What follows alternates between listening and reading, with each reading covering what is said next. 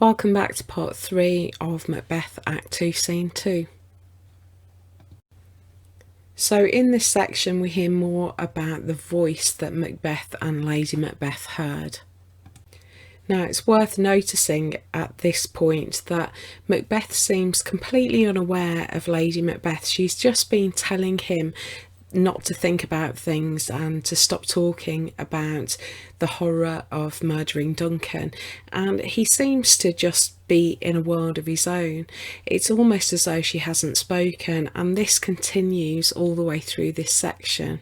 Now compare this with the attention he pays to her in earlier scenes. Do you remember when he first arrives back at Dunsinane and greets her as my dearest partner of greatness? Here he seems to almost behave as though she isn't even there. Now it's clear from what Macbeth says about the voice that he believes he heard the voice of God. What the voice said was, "Sleep no more, Macbeth doth murder sleep." And this is, as Macbeth takes it, the voice of God pronouncing judgment on him. Because he's killed Duncan, Macbeth will never sleep again. Macbeth is fully aware of the significance of this. He knows what it will mean for him if he can't sleep, and he lists all of the benefits of sleep, implying that the opposite will be true for him if he is unable to sleep from this point on. He explores this idea through a series of metaphors that show the importance of sleep for the human body. The first picture he uses is that sleep knits up the ravelled sleeve of care, and the picture here is of a jumble of wool being knitted into order, and so the idea is that sleep brings order out of the chaos of the day.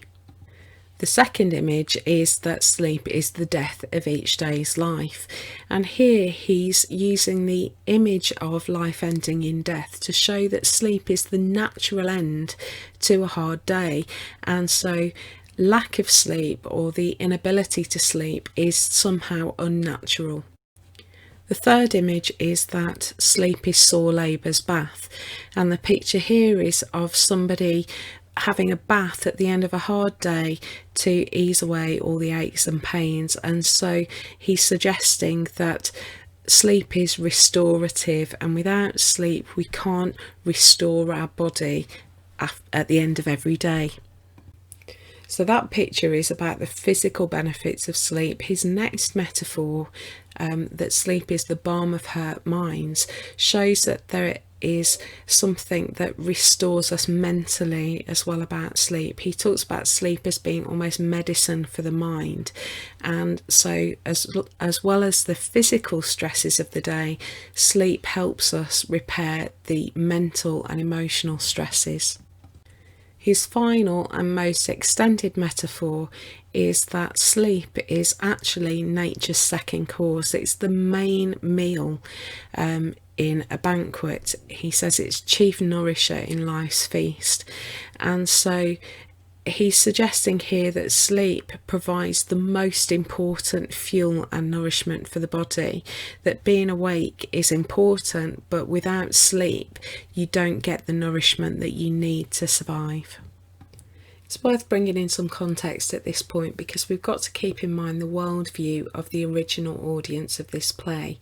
Now, most of the audience in 1606 would have a fairly good understanding of basic Christian teaching, and they would have seen insomnia as a curse. The Bible says that sleep is a gift from God. Psalm 127 says that he gives sleep to those he loves, he being God. And so the audience would have seen this as a pronouncement of judgment on Macbeth, that this was a curse from God as punishment for his actions. Now we also learn that the whole of Macbeth's family is going to suffer, and this takes us back to the story of Adam and Eve in Genesis at the beginning of the Bible. Now Eve ate the fruit first and persuaded Adam to eat it as well. And so we've got an echo here between Lady Macbeth and Eve persuading Macbeth and Adam to do something that they knew was wrong. However, in the story of Adam and Eve, it's Adam who is held responsible for what happens. Nevertheless, both of them are cast out of the garden, and so here it's Macbeth that is being held responsible for the murder of Duncan, but Lady Macbeth is going to suffer too. And so his line that says that the voice cried, "Sleep no more to all the house," shows that Macbeth is aware that there are going to be repercussions beyond himself. Now, in the middle of all of this, Lady Macbeth just says, "What do you mean?" She's got no concept of Macbeth's feelings of guilt, remorse or fear. Remember, she's unclear about what the voice said. She heard a voice but didn't hear it clearly enough to be able to identify it, and so she doesn't really know what Macbeth is talking about at this point. Lady Macbeth's next lines seem very much out of place given the situation that they're in. She calls Macbeth worthy Thane and talks about his noble strength, and we need to ask what her motivation is here. We've seen her be very persuasive in earlier scenes, and it would appear that she is trying to get him to act rather than be lost in his thoughts, and her first approach is flattery. So what is going on here? Is she being sarcastic? Is she trying to comfort him? Is she worried that he's going to give them away? What is going on in her language here? It's not that she's totally unmoved though. Later on, she tells Macbeth to wash the filthy witness from his hands, and her description here shows some of her horror at the sight of Duncan's blood, so it's not that she feels nothing at all. She does, however, recognise that Macbeth is out of control and is talking in a way that suggests he's lost his reason. She says that it's unlike him, it's beneath him to think so brain-sickly of things, and brain-sick here means mad or demented. And so this is her recognising that Macbeth has been affected mentally by what's happened. Because of this, she assumes control of the situation. Look at the urgency in her language here. It's full of imperatives, instructions that tell Macbeth what to do, and it shows the pressure that they're both under, but it also shows that she's almost parenting Macbeth at this point, ordering him about so that they don't get caught. As Lady Macbeth is telling Macbeth to go and wash his hands, she discovers that he has brought the daggers with him from Duncan's chamber, and this is not the plan. The daggers were meant to be left behind with the guards to make them appear guilty, and she tells him to go back and plant the daggers on the guards and smear them with Duncan's blood so that they look guilty. Now, Macbeth's response to this is not feeble-mindedness. He doesn't show weakness. He responds with great strength and says absolutely categorically, "I'll go no more." He then says that he's scared to go back, and this shows us that he immediately regrets what he's done and can't face looking at it again. It's almost like seeing Duncan's body will make it more real. Lady Macbeth is really unimpressed by this, and she resorts to her usual pattern of persuasion and insults him.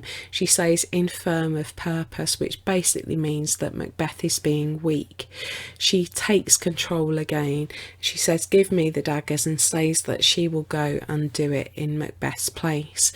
And this is really important because it means that she is also going to have blood on her hands, and so that theme that we talked about in the last part is coming to the fore now.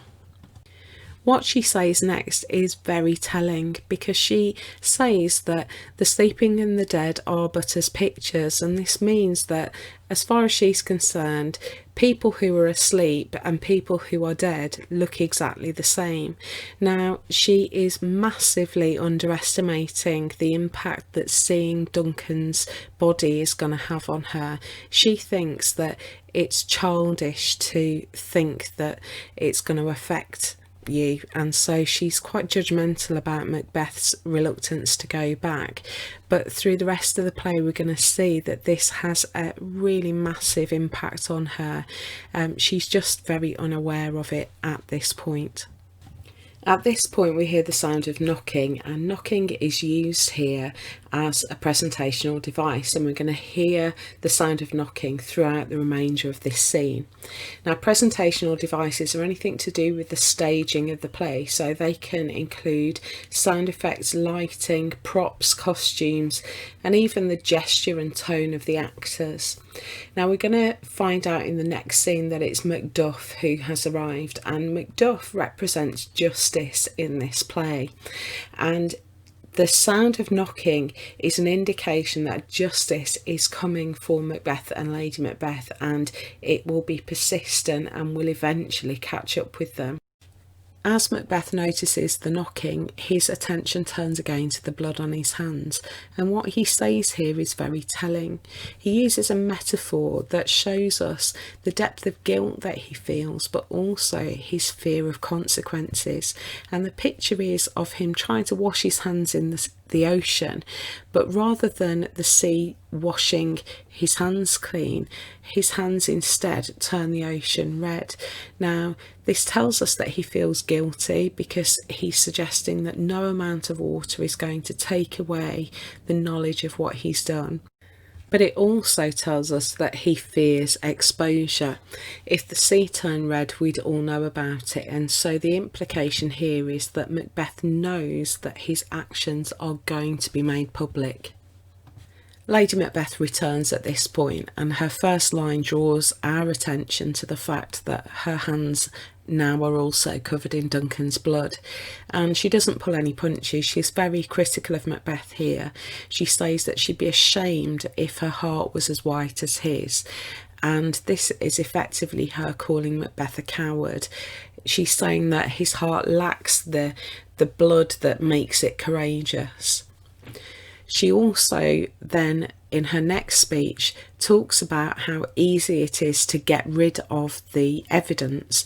She says, "A little water clears us of this deed," and this is a line that's worth learning off by heart, because it's full of dramatic irony. It's a direct contrast with the metaphor that Macbeth has just used. He's suggesting that the whole ocean couldn't wash his hands clean, whereas she says, "A little water clears us of this deed." How easy it is then.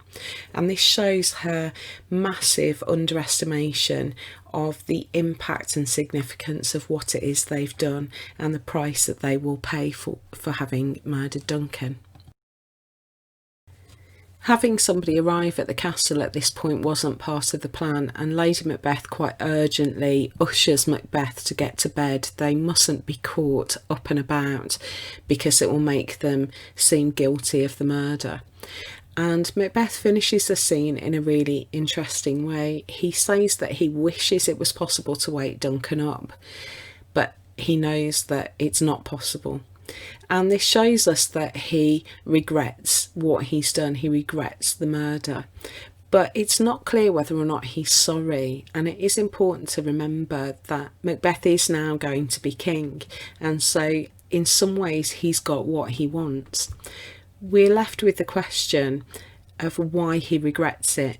Is it just because he's likely to be caught, or does he feel bad for what he's done because he's murdered his friend?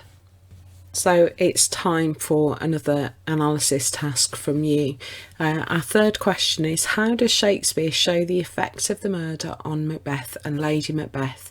And again, the focus of the question here is Shakespeare, so your answer needs to be full of the method Shakespeare has used rather than focusing on the narrative. It's really important that you don't tell the story, but that you analyse the text. So as we draw to a close, let's just reflect on what's important to note about this scene. First of all, we need to notice that the effects of the murder on Macbeth is instant. He's immediately struck by the consequences of his actions. In contrast, we also need to note that Lady Macbeth at this point appears to be unaffected. Now, we're going to see in the rest of the play that she is profoundly affected, but at the moment she seems to be untouched. The third thing is that a supernatural voice has pronounced judgment on Macbeth, and so Shakespeare is trying to make clear to us that it's God that's judging Macbeth, not anybody else. We also need to note that Macbeth's relationship with Lady Macbeth is already starting to break down. The understanding that we've seen between them in earlier scenes just isn't there in Act 2, Scene 2. And in addition to this, Macbeth's mental stability is also starting to break down. His ability to reason and think and have a meaningful conversation with his wife is falling apart, and he seems lost in thought and really preoccupied with what he's done. And finally, we need to take note of the fact that someone has arrived at the castle immediately after Duncan's murder, and so the murder is about to be discovered, and Macbeth is about to start experiencing the full weight of the consequences of what he's done. So that's it for Act 2, Scene 2. There's just one more response task for you, and that is to complete the scene frame on Act 2, Scene 2. And I suggest that you do this as thoroughly as possible, because it will really help you as you come closer to your exam to have all of the key details and information all in one place. So I hope it's been helpful, and I'll see you again in the next tutorial.